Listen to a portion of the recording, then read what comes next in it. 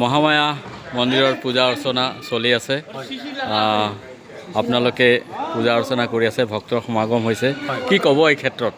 এতিয়াতো আমাৰ মেলা চলি আছে, ভক্তৰ সমাগমটো বাঢ়ি আছে। আমাৰ 15 দিনীয়া মেলা চলে, এতিয়া 7 বিশ্বমা মেলা বুলি কয়।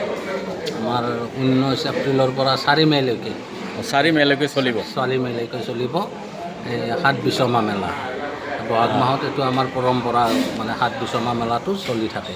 আৰু অসমৰ বিভিন্ন ঠাইৰ লগতে কোন কোন ৰাজ্যৰ ভক্ত ইয়াতে আহি পূজা অৰ্চনা কৰে? কলিকতা, মুম্বাই, তাৰপাছত গুজৰাট, তাৰপাছত আমাৰতো গুৱাহাটীত থাকে, বিভিন্ন জাতিৰ গুৱাহাটীত থাকে আৰু এইবিলাকতো আহে আৰু। হয়, আৰু আমাৰ বিষয়া, নেতা, মন্ত্ৰী সকলো শ্ৰেণীৰ মানুহ ইয়াত আহে। আহি গৈছে। হয়, চন্দ্ৰমোহন পাটোৱাৰী ছাৰ আহি গৈছে। আমাৰ CM ছাৰো আহি গৈছে। আচ্ছা, অশোক সিংহাল ছাৰ আহি গৈছে। এইবিলাক আহিছে, পীযুষ হাজৰিকা ছাৰ আহিছে। তো কি ক'ব অসমবাসী ৰাইজক আপুনি? বহাগ বিহুক শুভকামনা, মানে শুভবিলাক জনাইছোঁ আৰু বহাগ বিহুৰ আৰু শুভকামনা। আমাৰ ৰাজ্যখনৰ উন্নতি সম্পৰ্কে কি ক'ব? মা মহামায়াৰ আশীৰ্বাদ লৈ ৰাজ্যখন উন্নতি হওক আৰু সেইটোৱে কামনা। দিয়ক, ধন্যবাদ। ঠিক আছে।